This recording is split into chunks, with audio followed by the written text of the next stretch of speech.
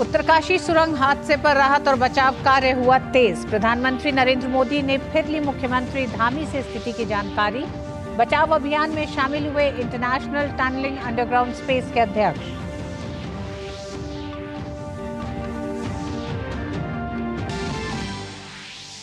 ओडिशा के दौरे पर राष्ट्रपति द्रौपदी मुर्मू। बारीपदा में संथाली लेखक संघ सम्मेलन और साहित्यिक महोत्सव का किया शुभारंभ। कुलियाना में एकलव्य मॉडल आवासीय विद्यालय का भी किया उद्घाटन।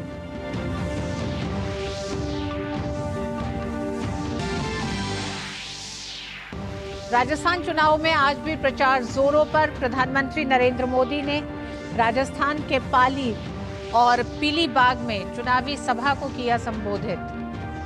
भ्रष्टाचार को लेकर कांग्रेस सरकार पर बोला हमला।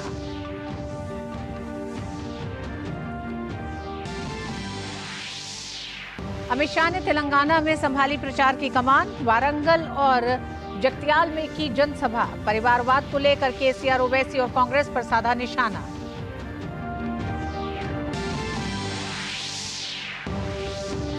तेलंगाना और राजस्थान में कांग्रेस की ओर से मल्लिकार्जुन खड़गे, राहुल गांधी और प्रियंका गांधी ने संभाली प्रचार की कमान। मल्लिकार्जुन खड़गे ने अनूपगढ़ में तो प्रियंका गांधी ने केकड़ी में की जनसभा। भारत ऑस्ट्रेलिया के बीच दिल्ली में आज दूसरी 2+2 मंत्री स्तरीय वार्ता में द्विपक्षीय, क्षेत्रीय और वैश्विक मुद्दों के साथ रणनीतिक साझेदारी को और मजबूत करने पर होगी चर्चा।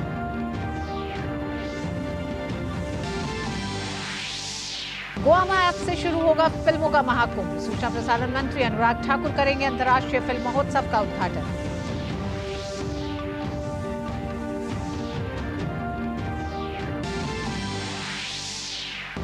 दिल्ली में प्रदूषण का स्तर बहुत खराब श्रेणी में। कई स्थानों पर AQI 300 के पार। शीतकालीन अवकाश के बाद प्रदूषण के बीच फिर से खुले स्कूल।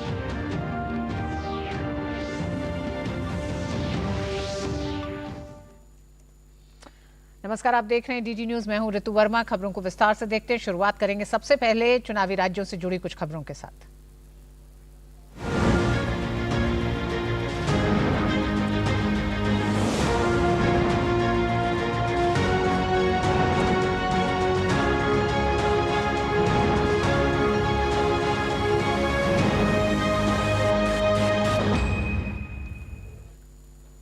राजस्थान के हनुमानगढ़ के पीलीबंगा में प्रधानमंत्री ने भाजपा की विजय संकल्प रैली को संबोधित किया। उन्होंने राजस्थान में बढ़ते नशे के कारोबार पर चिंता जताई। प्रधानमंत्री ने राज्य सरकार के कुशासन और भ्रष्ट रवैये को जिम्मेदार ठहराया। उन्होंने कहा कि युवाओं का जीवन बचाने के लिए भाजपा सरकार बनते ही नशे के कारोबारियों के खिलाफ कठोर कार्रवाई की जाएगी। ये नशा हमारे बच्चों को ही नहीं, हमारे भविष्य को भी तबाह कर देगा, बर्बाद कर देगा। एक एक परिवार को बर्बाद कर देगा। मैं आपको भरोसा देता हूं, यहां भाजपा सरकार बनते ही नशे के तस्करों पर ऐसी कार्रवाई होगी, इसे सुन करके, देख करके और लोग भी कांप जाएं, इतनी कठोरता से काम करेंगे। प्रधानमंत्री ने राजस्थान के पाली और हनुमानगढ़ के पीलीबंगा में विजय संकल्प रैली को संबोधित किया। पाली में जनसभा को संबोधित करते हुए प्रधानमंत्री ने दलितों और महिला सुरक्षा को लेकर कांग्रेस की नीतियों पर निशाना साधा। प्रधानमंत्री ने कहा कि कांग्रेस सिर्फ तुष्टीकरण की राजनीति में माहिर है, इसलिए कांग्रेस को सबक सिखाना जरूरी है।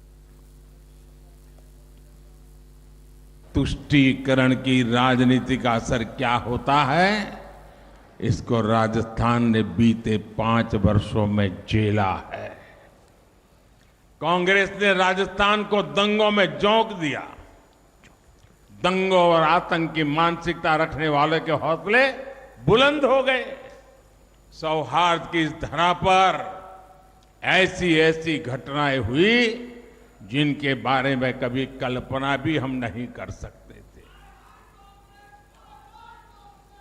ऐसी विकृत मानसिकता वाली कांग्रेस को अच्छे से सबक सिखाना जरूरी है।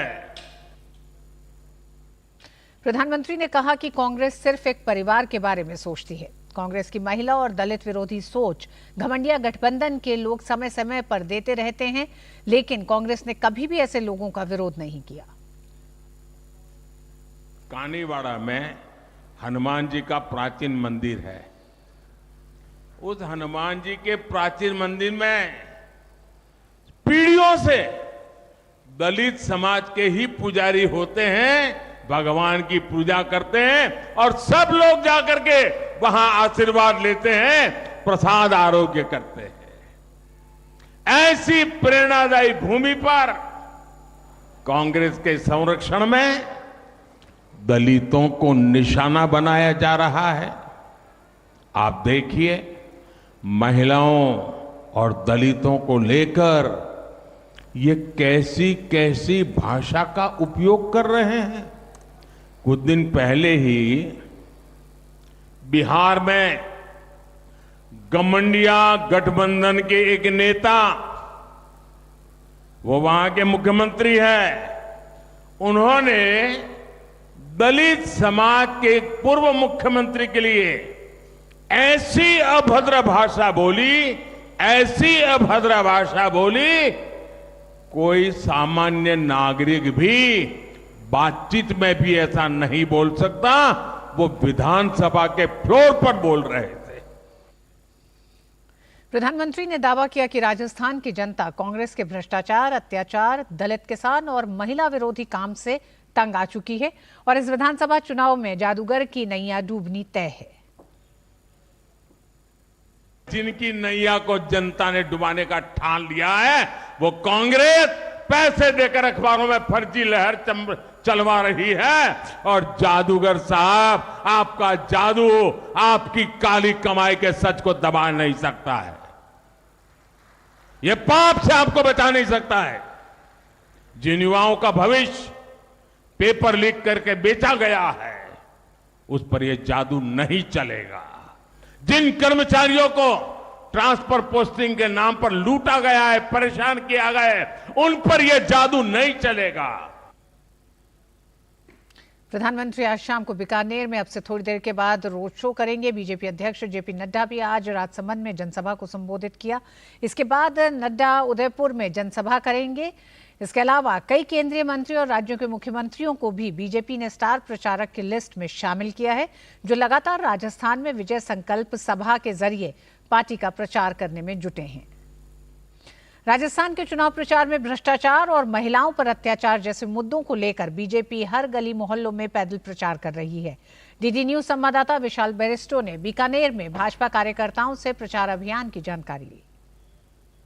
मैं इस वक्त बीकानेर में हूं और मेरे ठीक पीछे है यह खूबसूरत और ऐतिहासिक जूनागढ़ का किला। यहां पर प्रधानमंत्री नरेंद्र मोदी का रोड शो होगा और मेरे साथ कुछ लोग चल रहे हैं और वो बीजेपी के प्रचार कर रहे हैं। और आप देख सकते हैं भारतीय जनता पार्टी राजस्थान की तरफ से प्रचार कर रहे हैं। महिलाओं का अपमान नहीं सहेगा राजस्थान, कर्ज में विकास नहीं सहेगा राजस्थान, अपराध बेलगाम नहीं सहेगा राजस्थान। इस तरह से ये मुद्दों को लेकर चल रहे हैं और इनके साथ ये म्यूज़िक भी है जो चला के बताइए क्या क्या बना रहे हैं। और हम इनके लीडर से भी बात करते हैं। क्या नाम है आपका? गोविंद तिवारी।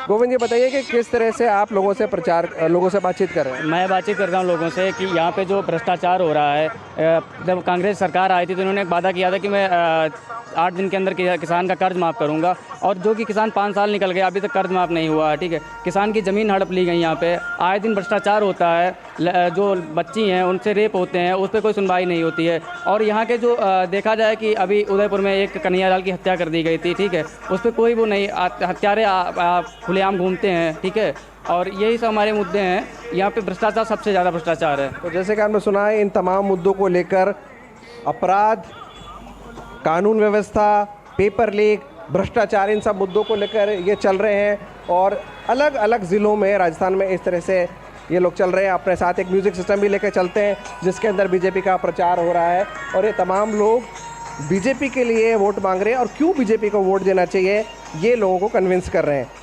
कैमरामैन शुभम के साथ मैं विशाल बेरिस्टो, डीडी न्यूज़, बीकानेर।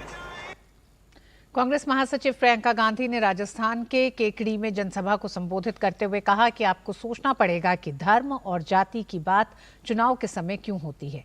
असली नेता जिसने आपके लिए काम किया है वे काम के आधार पर वोट मांगते हैं।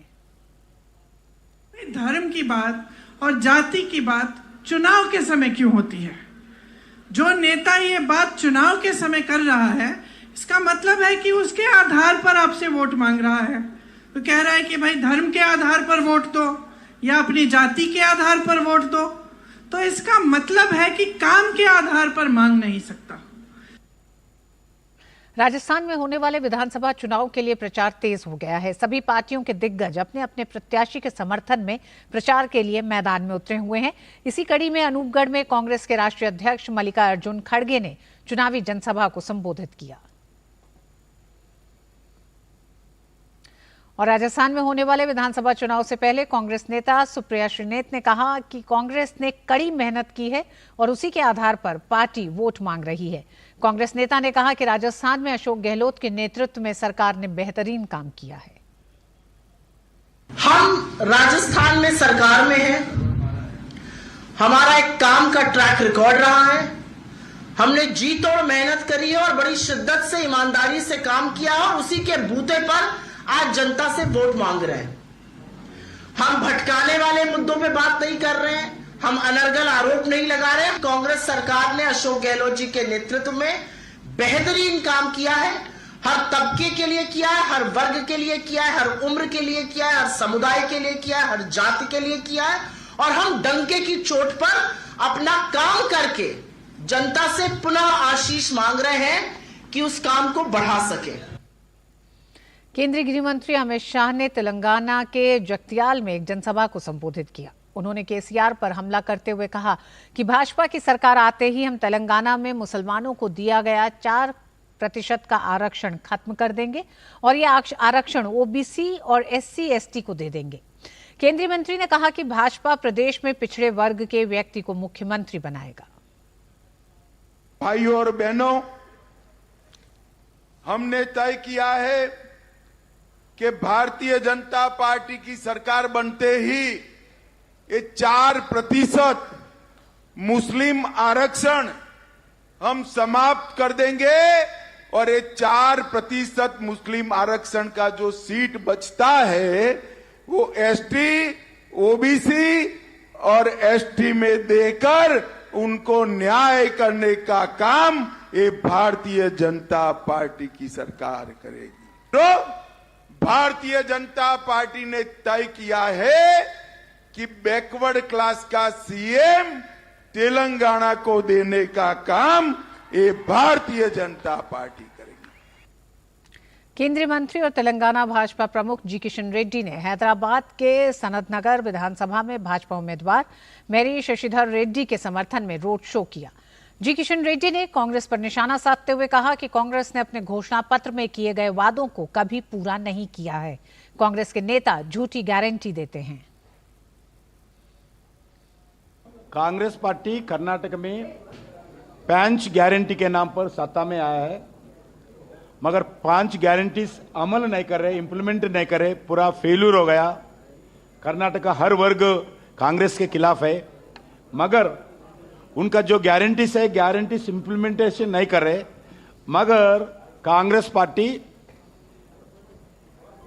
कर्नाटक जनता के ऊपर इलेक्शन टैक्स के नाम पर पूरा भ्रष्टाचार के द्वारा हजारों करोड़ रुपए इस 5 महीने के अंदर एकत्रित करके तेलंगाना में, मध्य प्रदेश में, राजस्थान में, छत्तीसगढ़ में इलेक्शन के लिए राहुल गांधी जी के आदेश पर, सोनिया गांधी के आदेश पर कांग्रेस पार्टी कर्नाटक सरकार हजारों करोड़ रुपए एकत्रित करके इधर तेलंगाना में खर्च करे, दूसरे प्रांतों में खर्च करे।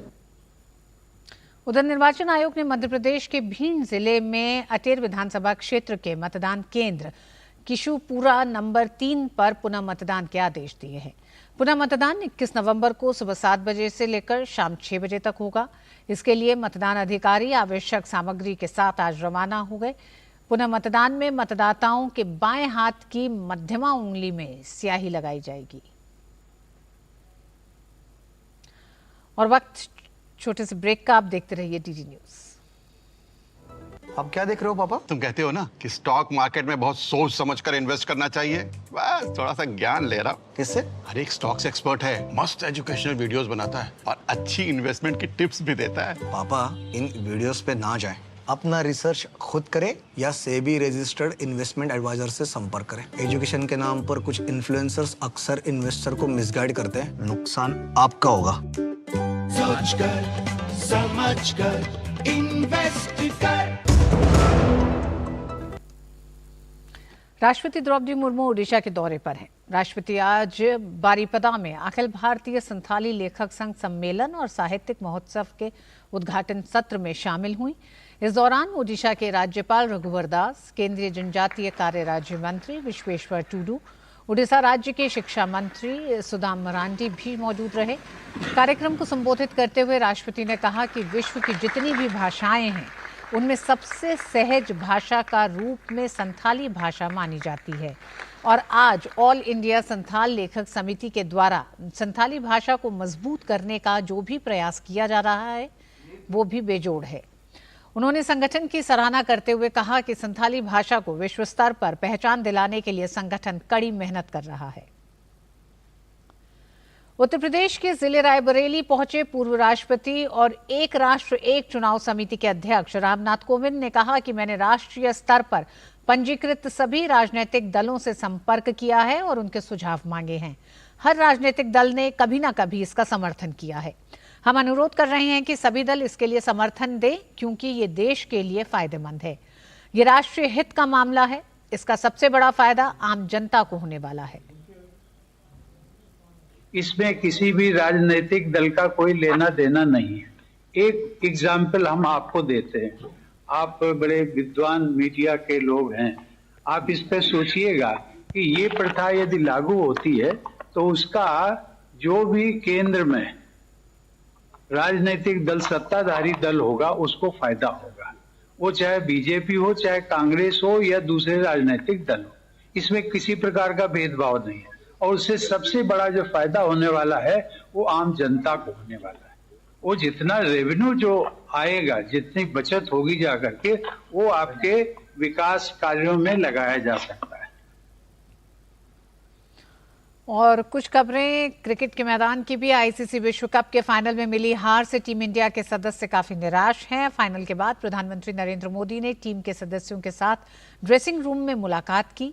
टीम इंडिया के सदस्य रविंद्र जडेजा ने सोशल मीडिया साइट एक्स पर ड्रेसिंग रूम में पीएम मोदी के खिलाड़ियों से बातचीत की एक फोटो को शेयर किया और साथ ही लिखा कि हमारा टूर्नामेंट बहुत अच्छा था लेकिन खिताब से चूक गए। हम सबके दिल टूटे हैं लेकिन लोगों के प्यार और समर्थन से हम आगे बढ़ते रहेंगे। प्रधानमंत्री नरेंद्र मोदी की कल ड्रेसिंग रूम में आना हम सभी के लिए यादगार पल था। आईसीसी क्रिकेट विश्व कप में सबसे ज्यादा 24 विकेट लेने वाले भारतीय तेज गेंदबाज मोहम्मद शमी ने सोशल मीडिया एक्स पर पोस्ट करते हुए टीम का लगातार समर्थन करने के लिए देशवासियों और प्रधानमंत्री नरेंद्र मोदी का आभार व्यक्त किया। उन्होंने लिखा, दुर्भाग्य से कल हमारा दिन नहीं था। मैं पुणे टूर्नामेंट के दौरान हमारी टीम और मेरा समर्थन करने के लिए सभी भारतीयों को धन्यवाद देना चाहता हूं। पीएम का आभारी हूं, विशेष रूप से ड्रेसिंग रूम में आने और हमारा उत्साह बढ़ाने के लिए हम वापसी करेंगे। और इस वक्त की अहम खबर, प्रधानमंत्री नरेंद्र मोदी ने उत्तराखंड के मुख्यमंत्री पुष्कर सिंह धामी से फोन पर बातचीत कर सिलक्यारा सुरंग में फंसे श्रमिकों के लिए चल रहे राहत और बचाव कार्यों की जानकारी ली है। पीएम मोदी ने कहा है कि केंद्र सरकार की ओर से जरूरी बचाव उपकरण और संसाधन उपलब्ध कराए जा रहे हैं। केंद्र और राज्य एजेंसियों के आपसी समन्वय से मजदूरों को सुरक्षित बाहर निकाला जाएगा। फंसे हुए श्रमिकों का मनोबल बनाए रखने की जरूरत है।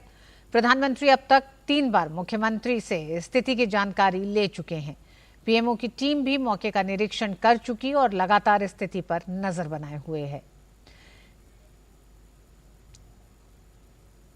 वहीं सुरंग में फंसे हुए पीड़ितों को बाहर निकालने के लिए बचाव अभियान के तहत भारी मशीनें सिलक्यारा सुरंग में पहुंच चुकी हैं। 12 नवंबर को उत्तरकाशी में सिलक्यारा सुरंग का एक हिस्सा ढह गया था और आज ही यहां इंटरनेशनल टनलिंग अंडरग्राउंड स्पेस के अध्यक्ष प्रोफेसर आर्नोल्ड डिक्स सिलक्वारा सुरंग में पहुंचे हैं। उन्होंने सुरंग के मुख्य द्वार पर बने एक मंदिर में पूजा अर्चना भी की। रेस्क्यू ऑपरेशन की बात करें तो लगातार युद्ध स्तर पर काम चल रहा है, हालांकि बीच बीच में कुछ दिक्कतें भी आ रही हैं।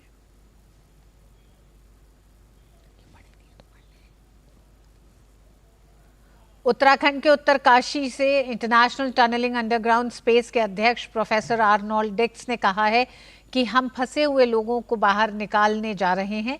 यहाँ बहुत अच्छा काम किया जा रहा है, हमारी पूरी टीम यहाँ है और हम किसी भी कीमत पर उन्हें ढूंढेंगे और बाहर निकालेंगे। I'm supporting here. We're going to get those men out. What I've seen, seriously, what I've seen, there are great works being done. This is going to happen, and look, we're on it, and that's why we're here. And there's a whole team of us here, and we're going to find the solution, and we're going to get them out. और Arnold डिक्स ने कहा है कि सुरंग के अंदर क्या हो रहा है इसके बारे में हम जानते हैं। हम उन 41 लोगों को बचा रहे हैं और ऐसा करते समय हमारी कोशिश है कि किसी को चोट न पहुंचे। फिलहाल ये सकारात्मक दिख रहा है। हम सभी एक टीम हैं और पूरी दुनिया हमारे साथ है।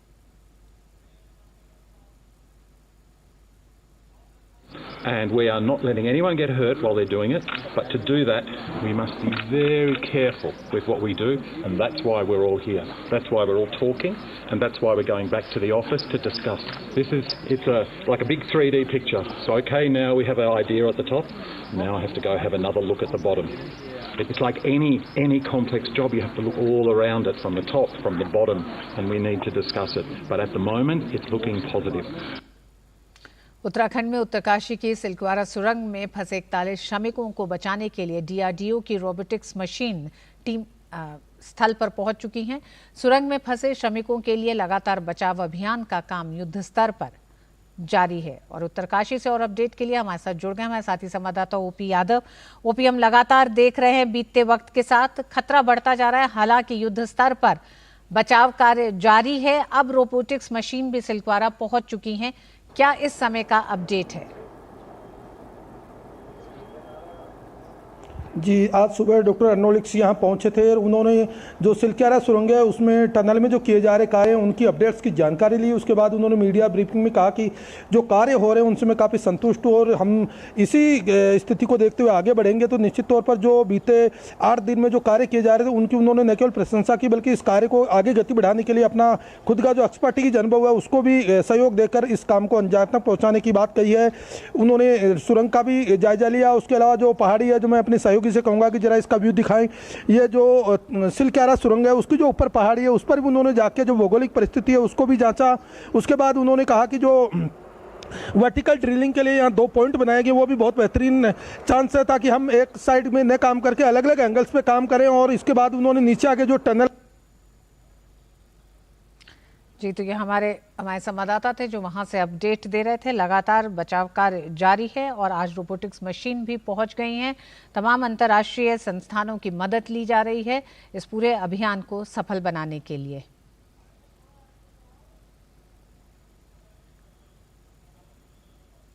उत्तरकाशी सुरंग में फंसे 41 श्रमिकों को बचाने के लिए रोबोटिक्स मशीन सिलक्वारा सुरंग स्थल तक पहुंच गई हैं। बीतते वक्त के साथ लगातार खतरा बढ़ता जा रहा है, जिसके चलते रेस्क्यू ऑपरेशन में भी तेजी लाई गई है। हम जानते हैं कि अंतर्राष्ट्रीय टनलिंग विशेषज्ञ आर्नोल्ड डिक्स भी आज उत्तरकाशी पहुंच गए हैं। उनका कहना है कि लगातार सुरंग के भीतर जिस तरह से बचाव कार्य चल रहा है उसमें 41 श्रमिकों को बचाने की गुंजाइशों की संभावना उन्होंने व्यक्त की है और सुरंग के भीतर बचाव कार्य लगातार जारी है। साथ ही 41 मजदूरों के परिजन भी जो वहां पर मौजूद हैं उनकी भी देखभाल की जा रही है। कई मायनों में ये पूरा ऑपरेशन बेहद अहम है। जिस तरह से अंतर्राष्ट्रीय संस्थानों के साथ ही साथ तमाम अन्य देशों के भी विशेषज्ञों से लगातार राय मशवरा किया जा रहा है। हमारे साथी ओपी यादव जुड़ गए हैं। जी ओपी, आप अपनी बात पूरी कर सकते हैं। किस तरह से इस समय जो काम जारी है उसमें आज सुबह जब हम जानते हैं कि आर्नोल्ड डिक्स भी पहुंच गए हैं, रोबोटिक्स मशीन्स भी पहुंच गई हैं, डीआरडीओ ने भी अपनी तरफ से हर तरह के सहयोग का एक तरह से समर्थन करा है, सहयोग अपना पहुंचाया है वहां पर। अब स्थितियां क्या दिखाई दे रही हैं? क्या 48 घंटे में कोई बेहतर खबर हमें सुनाई दे सकती है? जी, इसमें सबसे बड़ा डेवलपमेंट की अगर बात करें तो हम एक तो जो अंतर्राष्ट्रीय एक्सपर्ट आए उन्होंने जो काम हो रहा है उसकी सराहना की, और उसका मतलब यही जाना जा सकता है कि जो अब तक हम प्रयास कर रहे थे वो सार्थक है। केवल मल्टी एंगल वर्क करने से, अलग अलग बिंदु बना के काम करने से जो रिस्क होती है उससे बचा जा सकता है, ये उन्होंने बात कही है। इसके अलावा जो डीआरडीओ निर्मित रिमोटली ऑपरेटेड व्हीकल और माइक्रो ड्रोन यहाँ मंगवाए गए, उनके जरिए भी अंदर से स्थितियों का आकलन किया जाएगा कि हम किस तरह बेहतर काम कर सकते हैं और मजदूर अभी किस स्थिति में है और उनको कोई दिक्कत तो नहीं है। इसके साथ ही जो अलग से एक पाइप भी डाला जाएगा जिसमें क्या अभी तक फाइबरलेस भोजन दिया जा रहा था, लेकिन अब दाल, आटा, चावल, रोटी इससे बने जो उत्पाद है जिनमें फाइबर होता है वो भोजन भी उन तक पहुंचाया जाएगा। तो ये पाइप अभी प्रगति पर है और उम्मीद की जाती है कि देर रात तक इस पाइप को आगे पहुंचा दिया जाएगा। इसके अलावा 44 मीटर तक तो दिन में ये पाइप भेजा जा चुका था, लेकिन देर रात तक इसको पूरा होने की उम्मीद की जा रही है। पाइप प्लान के तहत जो एरिया है उसमें 2 कैविटी बनाई जा रही है, एक तो जो सिलक्यारा टनल है और दूसरा जो बरकोट टनल है। तो दोनों में एक कैविटी मतलब एक छोटी टनल और बनाई जा रही है ताकि ऑपरेशन के दौरान किसी तरह की दिक्कत हो तो इधर से सकुशल निकला जा सके। इसके अलावा जो ये पहाड़ी है ये भौगोलिक दृष्टि से काफी संवेदनशील है, लेकिन डीआरडीओ ने और अन्य जो एजेंसियां हैं उन्होंने सुझाव दिया। उसके बाद इन्होंने ऊपर से भी 2 पॉइंट बनाकर ड्रिलिंग का काम शुरू किया है, उसमें रास्ता बनाने का काम जारी है और अब देर रात तक उम्मीद की जाती है कि बॉर्डर रोड ऑर्गेनाइजेशन द्वारा जो रास्ता बनाया जा रहा है वो पूरा कर लिया जाएगा और ड्रिलिंग का काम शुरू हो जाएगा। तो अगले 3 दिन हम ये मान के चल रहे हैं कि इस ऑपरेशन को पूरा करने में, सफलतापूर्वक अंजाम देने में समय लगेगा और उसके बाद इन मजदूरों को बाहर निकाला जा सकेगा। जी ओपी, बहुत बहुत धन्यवाद ओपी इस पूरे अपडेट के लिए। और राष्ट्रीय स्वयंसेवक संघ के वरिष्ठ प्रचारक सरदार चिरंजीव सिंह का सोमवार की सुबह को निधन हो गया। राष्ट्रीय स्वयंसेवक संघ के सर संचालक मोहन भागवत और सर कार्यवाहक दत्तात्रेय होसबोले ने संघ के वरिष्ठ प्रचारक सरदार चिरंजीव सिंह के निधन पर गहरा शोक प्रकट किया है। संघ प्रमुख व सर कार्यवाह ने संयुक्त रूप से शोक संदेश जारी कर कहा कि आदरणीय सरदार चिरंजीव सिंह जी के देहावसान के साथ राष्ट्र के लिए समर्पित एक प्रेरणादायी जीवन की इलोक यात्रा पूर्ण हुई है। आजीवन संघ के निष्ठावान प्रचारक रहे सरदार चिरंजीव सिंह जी ने पंजाब में दशकों तक कार्य किया। ज्ञानवापी मामले में सुप्रीम कोर्ट में सुनवाई 1 दिसंबर के लिए टल गई है। सुप्रीम कोर्ट ने दोनों पक्षों को संक्षिप्त नोट जमा कराने को कहा है। केरल राज्यपाल के पास लंबित 10 विधेयकों के मामले में तमिलनाडु सरकार की याचिका पर सुप्रीम कोर्ट में सुनवाई 1 दिसंबर के लिए टल गई है। राज्यपाल ने ये विधेयक सरकार को वापस भेज दिए थे। इसके बाद विधानसभा ने 18 नवंबर को इन्हें दोबारा पारित किया है। इसलिए कोर्ट ने राज्यपाल सचिवालय को इस पर विचार कर फैसला लेने के लिए समय दिया है। दिल्ली आबकारी नीति मामले में आम आदमी पार्टी नेता संजय सिंह की गिरफ्तारी को चुनौती देने वाली याचिका पर सुप्रीम कोर्ट ने ईडी को नोटिस जारी किया है, जिसमें दिसंबर के दूसरे हफ्ते तक जवाब मांगा गया है। इसी बीच कोर्ट ने संजय सिंह के वकील से कहा कि निचली अदालत में भी जमानत याचिका दाखिल कर सकते हैं वो इस दौरान। दिल्ली आबकारी नीति मामला आप नेता संजय सिंह की गिरफ्तारी को चुनौती देने वाली याचिका पर सुप्रीम कोर्ट में आज सुनवाई हुई।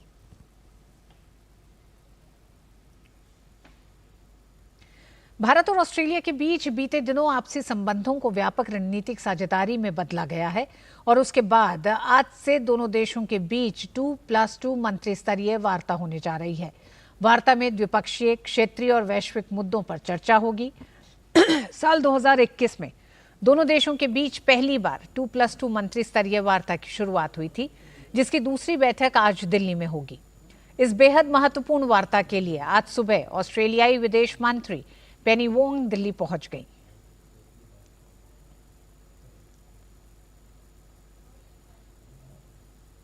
रक्षा मंत्री राजनाथ सिंह और विदेश मंत्री डॉक्टर एस जयशंकर आज ऑस्ट्रेलिया के उप प्रधानमंत्री और रक्षा मंत्री रिचर्ड मार्लिस और विदेश मंत्री पेनी वोंग के साथ दूसरी भारत ऑस्ट्रेलिया 2+2 रक्षा और विदेश मंत्री स्तरीय वार्ता करेंगे। इस मंच पर भारत और ऑस्ट्रेलिया के रक्षा मंत्री और विदेश मंत्री बैठक करेंगे। इस बैठक में शामिल होने के लिए ऑस्ट्रेलिया के उप प्रधानमंत्री रिचर्ड मार्ल्स भारत आ चुके हैं। रिचर्ड मार्ल्स ऑस्ट्रेलिया के रक्षा मंत्री भी हैं। उनके अलावा ऑस्ट्रेलिया की विदेश मंत्री पेनी वोंग भी भारत की यात्रा पर हैं। भारत की ओर से रक्षा मंत्री राजनाथ सिंह और विदेश मंत्री डॉक्टर एस जयशंकर 2+2 मंत्री स्तरीय वार्ता में शामिल होंगे।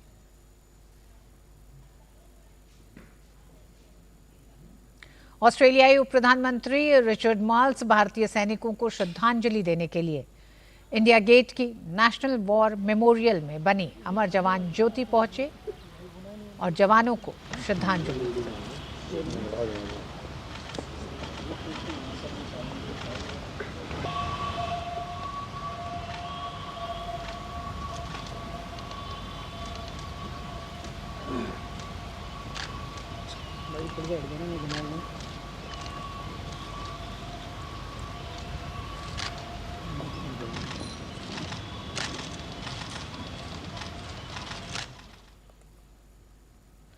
भारत अमेरिका 2+2 संवाद पर भारत में अमेरिकी राजदूत एरिक गार्सिटी ने कहा कि भारत और अमेरिका के बीच मजबूत संबंध है। उन्होंने कहा, हमने अपनी प्रमुख रक्षा साझेदारी को मजबूत करने की दिशा में महत्वपूर्ण कदम उठाए हैं जो लगातार मजबूत हो रहे हैं।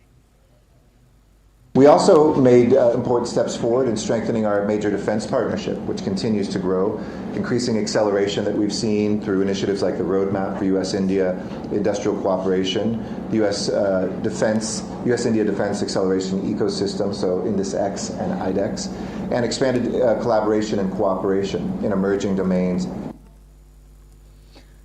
एरिक गार्सिटी ने बताया कि दोनों देशों के बीच विज्ञान और प्रौद्योगिकी साझेदारी को गहरा करने के तरीकों पर चर्चा हुई। इसके अलावा रक्षा, उभरती प्रौद्योगिकी, अंतरिक्ष, स्वास्थ्य सहित द्विपक्षीय सहयोग के विभिन्न क्षेत्रों में प्रगति पर प्रकाश डाला गया।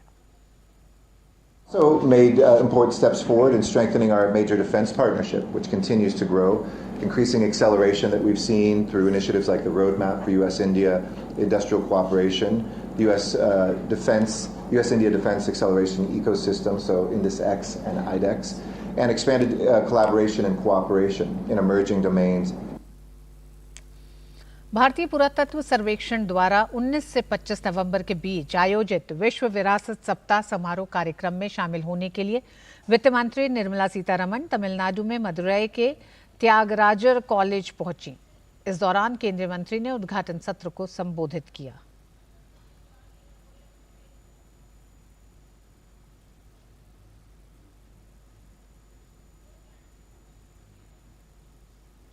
केंद्रीय स्वास्थ्य मंत्री डॉक्टर मनसुख मांडविया ने आज प्रगति मैदान में लगे ट्रेड फेयर के हेल्थ पेविलियन का दौरा किया। स्वास्थ्य मंत्री हेल्थ पेविलियन के आयुष्मान भारत स्टॉल पर गए और उन्होंने एक व्यक्ति को आयुष्मान कार्ड सौंपा। इसके बाद स्वास्थ्य मंत्री आभा आईडी पेविलियन सहित जन औषधि स्टॉल, टीबी उन्मूलन स्टॉल भी गए। हेल्थ पेविलियन में अब तक 500 से ज्यादा आयुष्मान कार्ड बने हैं।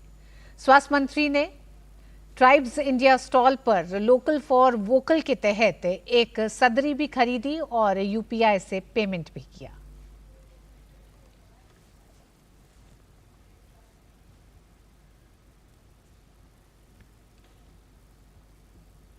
हमारा कुंदन कुमार तिवारी नाम है। हम अपना आयुष्मान कार्ड बना लिए हैं और इसमें पूरा फैमिली का 5 लाख का मुफ्त इलाज होगा और धन्यवाद देंगे मोदी जी को। दिल्ली और एनसीआर में गंभीर वायु प्रदूषण के बीच दिल्ली में आज स्कूल फिर से खुल गए हैं। इससे पहले ग्रैप 4 के तहत लागू प्रतिबंधों को वायु गुणवत्ता प्रबंधन आयोग ने शनिवार को हटा लिया था। दिल्ली शिक्षा निदेशालय ने आधिकारिक नोट जारी कर 18 नवंबर को इसकी जानकारी दी थी। हालांकि अभी अन्य गतिविधियां और सभाएं आयोजित करने के आदेश नहीं हैं। हालांकि स्कूल खोलने के साथ ही बच्चों के अभिभावकों से एहतियात बरतने के लिए भी कहा गया है। स्कूल आने के दौरान मास्क लगाने की सलाह दी है ताकि धूल, मिट्टी, हवा के माध्यम से शरीर में प्रवेश न करे। दूसरी तरफ दिल्ली और एनसीआर में वायु प्रदूषण लगातार खतरनाक स्तर पर बना हुआ है। आज भी राजधानी में AQI खराब श्रेणी में दर्ज किया गया है।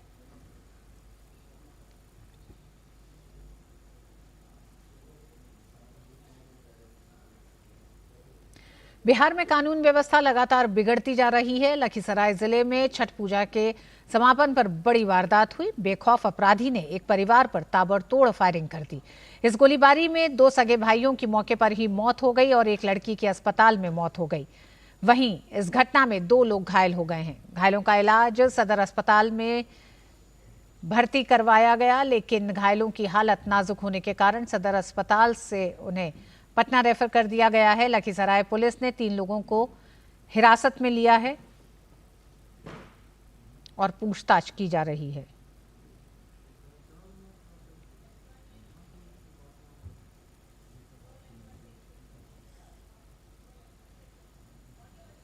की घटना हुई है। एक ही परिवार के 6 आदमी को गोली मारी गई है, जिसमें 2 की मृत्यु हो चुकी है, 3 को पीएमसीएच रेफर किया गया है, 1 का इलाज यहाँ पर चल रहा है। घटना आशीष चौधरी के द्वारा किया गया है। आशीष चौधरी और मृतक का घर आमने सामने है, मृतक साइड का। म्यांमार में विद्रोही समूह और सैन्य जुंटा के बीच हालिया संघर्ष पर मिजोरम के डीजीपी अनिल शुक्ला ने कहा है कि पिछले हफ्ते म्यांमार में विद्रोही बलों और सैन्य जुंटा के बीच संघर्ष में विद्रोहियों ने म्यांमार सेना के कुछ शिविरों पर कब्जा कर लिया था।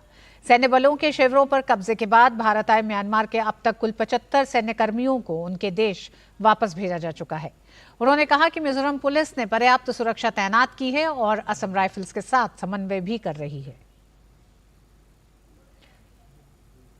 Last week, there was a major fight between the rebel forces and the military junta in Myanmar, leading to overrun by rebels some of the camps of the Myanmarese army. Also, there was, because of the fight, a large number of villagers of the Khomoi village next to Zokothar have crossed over into India temporarily, and there have been 2 major camps which were overrun, and because of that around 75 Myanmarese army personnel had entered into Mizoram. We have rescued them and also handed over them to our border guarding force of Assam Rifle, and they have been taken back into Myanmar. और वक्त एक छोटे से break का है। आप देखते रहिए डीडी न्यूज। सिर्फ 4 दीवारों का मतलब घर नहीं होता। घर तो अपनों से बनता है, अपनों के सपनों से बनता है। हम तो बस आपका साथ निभाते हैं। आप ही तो हैं जो मकान को घर बनाते हैं। SBI होम लोन्स, मकान को घर बनाने के सफर में हमेशा आपका हमसफर। अब क्या देख रहे हो पापा? तुम कहते हो ना कि स्टॉक मार्केट में बहुत सोच समझ कर इन्वेस्ट करना चाहिए। बस थोड़ा सा ज्ञान ले रहा हूं। किससे? हर एक स्टॉक्स एक्सपर्ट है, मस्त एजुकेशनल वीडियोस बनाता है और अच्छी इन्वेस्टमेंट की टिप्स भी देता है। पापा, इन वीडियोस पे ना जाएं। अपना रिसर्च खुद करें या सेबी रजिस्टर्ड इन्वेस्टमेंट एडवाइजर से संपर्क करें। एजुकेशन के नाम पर कुछ इन्फ्लुएंसर्स अक्सर इन्वेस्टर को मिसगाइड करते हैं। नुकसान आपका होगा। सोच कर, समझ कर, इन्वेस्ट कर। अयोध्या में रामलला के विधिवत प्राण प्रतिष्ठा के बाद रामानंद संप्रदाय की परंपरागत पूजन के लिए विशेष तौर पर पुजारियों का चयन किया जा रहा है।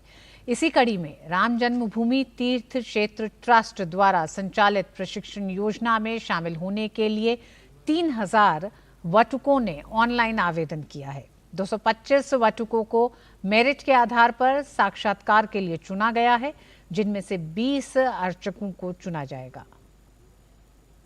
पूजा करेगा कौन, यह भी एक प्रश्न है। इसलिए यहाँ के अर्चकों को, यानी आपकी भाषा में पुजारियों को निर्माण करने के लिए, उनको प्रशिक्षित करने के लिए भी हम लोगों ने योजना बनाई। 3000 से अधिक आवेदन पत्र उसके लिए आए, जबकि हम लोगों को उनमें से केवल 20 लोग छांटने हैं। लेकिन पहले ही हमने उन 3000 में से 250 लोगों को छांटा और 250 लोगों को यहाँ पर साक्षात्कार के लिए बुलाया। आज गोवा में 54वें अंतर्राष्ट्रीय फिल्म महोत्सव की शुरुआत हो जाएगी। केंद्रीय सूचना और प्रसारण मंत्री अनुराग सिंह ठाकुर ने गोवा में फिल्म बाजार का उद्घाटन किया। फिल्म बाजार के उद्घाटन के मौके पर केंद्रीय सूचना प्रसारण राज्य मंत्री एल मुरुगन ने कहा कि हर साल फिल्म फेस्टिवल में नई चीजें जोड़ी जा रही हैं और इस साल फिल्म बाजार की शुरुआत की गई है। And this year is a very big inauguration. Cinemela. The new thing is Cinemela also is there. So this is the festival. Every year is improving, and every year new things we are adding in this. So this is the festival. People are expecting, and there is a very joy moment. राष्ट्रीय film विकास निगम द्वारा आयोजित किए जाने वाले film बाजार के 17वें संस्करण का आयोजन 20 से 24 नवंबर तक किया जाएगा। इस मौके पर पहला master class film director Umesh Shukla ने लिया। डीडी न्यूज संवाददाता श्यामा मिश्रा ने खास बातचीत की। International film festival of India का आगाज हो चुका है और हम यहाँ पर आज पहले दिन पर फिल्म बाजार में देख रहे हैं कि मास्टर क्लास शुरू हुआ है। पहला मास्टर क्लास जो है वो डायरेक्टर उमेश शुक्ला ने लिया है। सर, आपने बहुत अच्छी मूवीज बनाई हुई हैं, सोसाइटी से बहुत closely associated, oh my God, 102 not out, कई सारे ऐसे मूवीज आपने बनाए हैं। क्या आपने सिखाया आज मास्टर क्लास में, और सिखाने के बाद में किस तरीके के प्रश्न आपको दिए गए? जी, बहुत इंटरेस्टिंग रहा मास्टर क्लास। और बेसिक आइडिया ये था, क्योंकि मैंने 2 फिल्में ऐसी बनाई है जो मैंने पहले उसके थिएटर प्रोडक्शन किए हुए थे, उसके बाद मैंने फिल्म बनाई थी।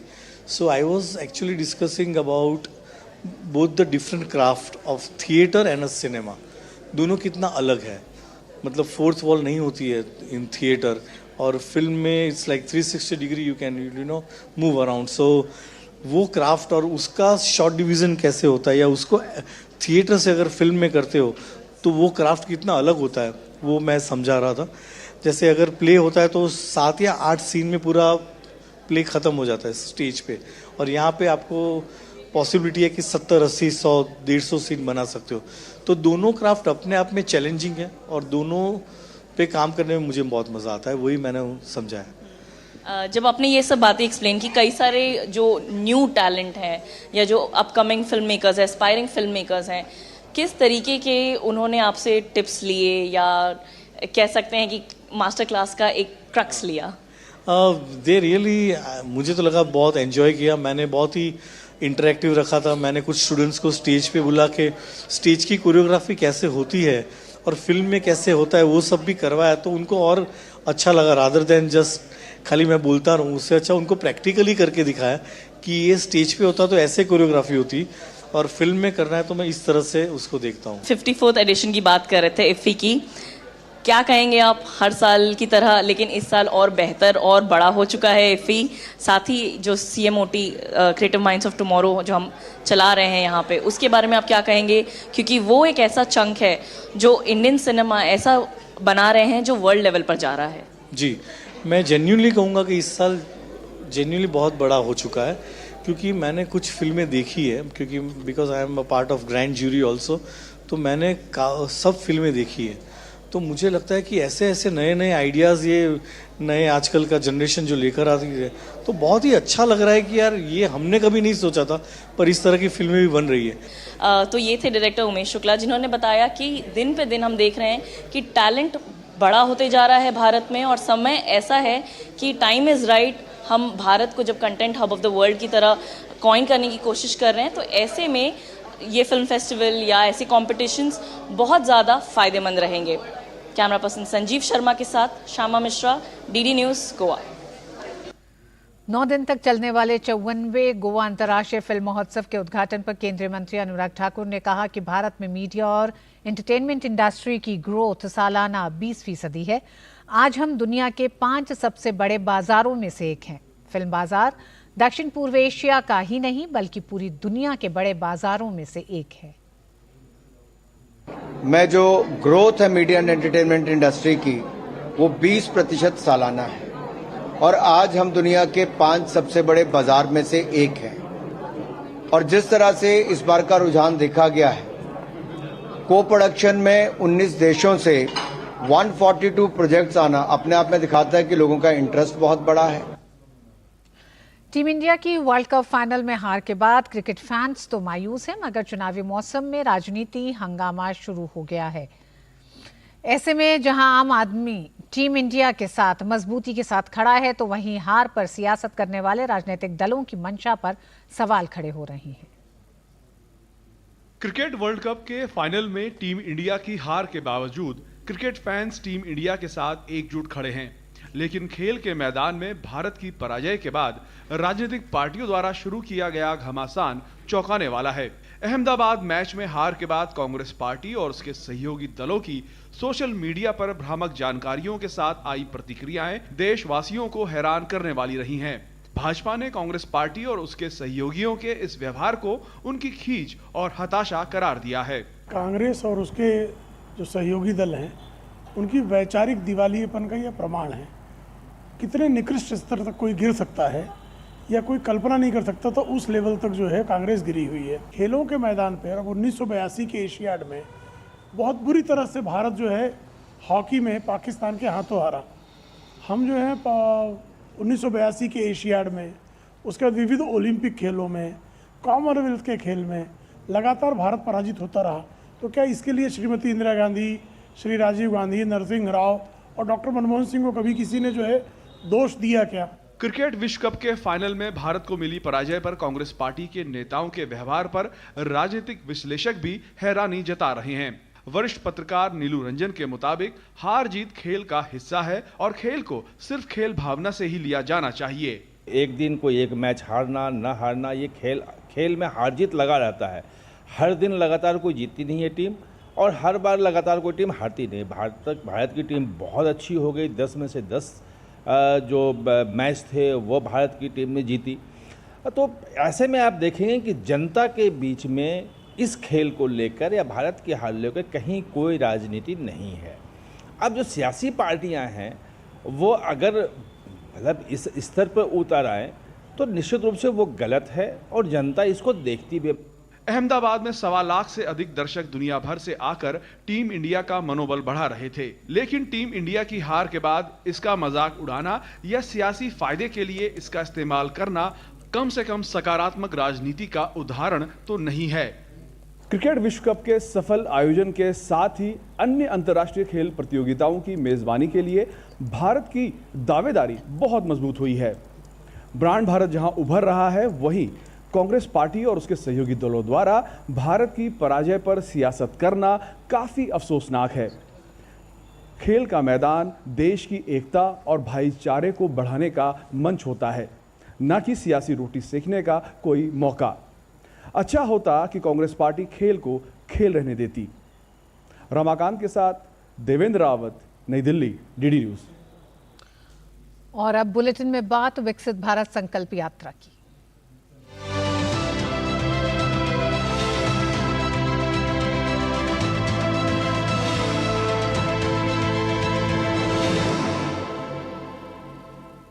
उत्तराखंड के उधम सिंह नगर जिले में विकसित भारत संकल्प यात्रा पहुंची, जहां लोगों ने यात्रा का जमकर स्वागत किया। इस अवसर पर मत्स्य विभाग, बाल विकास विभाग और स्वास्थ्य विभाग सहित अन्य विभागों ने अपने अपने स्टॉल्स भी लगाए थे, जिसमें लोगों को जन कल्याणकारी योजनाओं के बारे में जानकारी दी गई। संकल्प यात्रा के दौरान ग्रामीणों ने विकसित भारत बनाने की शपथ भी ली। कार्यक्रम में मौजूद लोगों को राष्ट्रपति और प्रधानमंत्री का विकसित भारत को लेकर जो संबोधन है वो भी सुनाया गया। इसमें स्वास्थ्य विभाग की ओर से आयोजित हेल्थ कैंप में ग्रामीणों की शुगर, टीबी सहित कई अन्य जांच की गई। इस दौरान आयुष्मान योजना के अंतर्गत कई लोगों के कार्ड के साथ उज्ज्वला योजना के अंतर्गत महिलाओं ने अपना पंजीकरण भी करवाया। तो उधर ओडिशा के क्योंझर और मलकानगिरी जिले में विकसित भारत संकल्प यात्रा का आयोजन किया गया। जिले में प्रचार वैन के पहुंचते ही लोगों में खासा उत्साह दिखा। इस दौरान आसपास के गांव से सैकड़ों की संख्या में लोग शामिल भी हुए। शपथ समारोह के साथ वहीं उज्ज्वला योजना के लाभार्थियों ने अपने अनुभवों को भी साझा किया कि अब तक कैसे वे खाना पकाने के लिए जलाऊ लकड़ी के लिए संघर्ष कर रही थीं। उधर हिमाचल प्रदेश में भी विकसित भारत संकल्प यात्रा को भरपूर जन समर्थन मिल रहा है।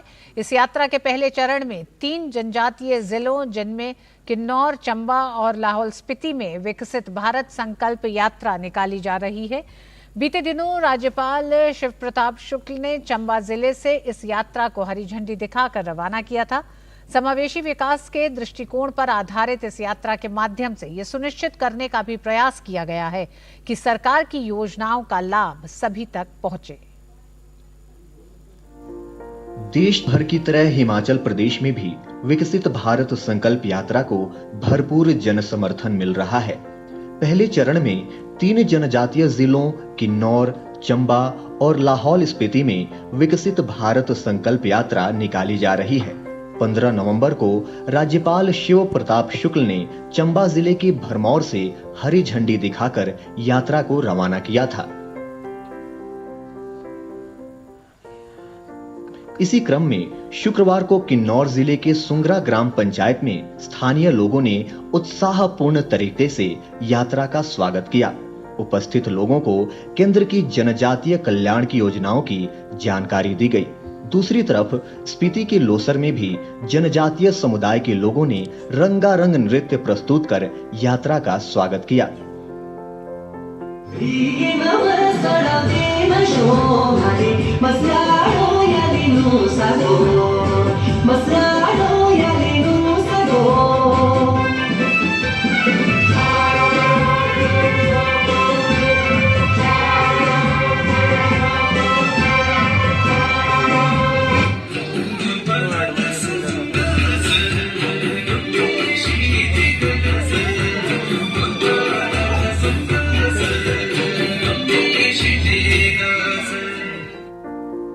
अगले 15 दिनों तक ये यात्रा प्रदेश के इन 3 जिलों की जनजातीय बहुल 109 पंचायतों से होकर गुजरेगी और लोगों को केंद्रीय योजनाओं के प्रति जागरूक करेगी। साथ ही उनकी समस्याओं के निवारण के लिए कैंप भी लगाए जाएंगे। Bureau report, DD News, Himachal Pradesh. और इसी क्रम में केंद्रीय मंत्री अश्विनी चौबे झारखंड के दुमका जिले के गोपीकांदर और काठीकुंड गांव भी पहुंचे।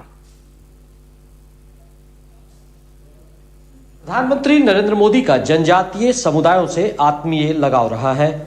प्रधानमंत्री की पहल पर झारखंड के खूंटी से देशव्यापी विकसित भारत संकल्प यात्रा की शुरुआत की गई है, जो राज्य के संथाल परगना के सुदूर आदिवासी गांव पंचायतों में भी निरंतर पहुंच रही है। विकसित भारत संकल्प यात्रा में शामिल होने दुमका पहुंचे केंद्रीय पर्यावरण, वन एवं जलवायु परिवर्तन तथा उपभोक्ता मामलों के राज्य मंत्री अश्विनी कुमार चौबे भी जनजातीय परंपराओं और सांस्कृतिक रंग में रंगे नजर आए। उन्होंने जनजातियों के पारंपरिक वाद्य यंत्र टमक को गले में डालकर उसे बजाया। केंद्रीय राज्य मंत्री को अपने बीच पाकर दर्जनों गांव के हजारों लोग खुशी से झूम उठे तथा उनका पारंपरिक तरीके से स्वागत किया।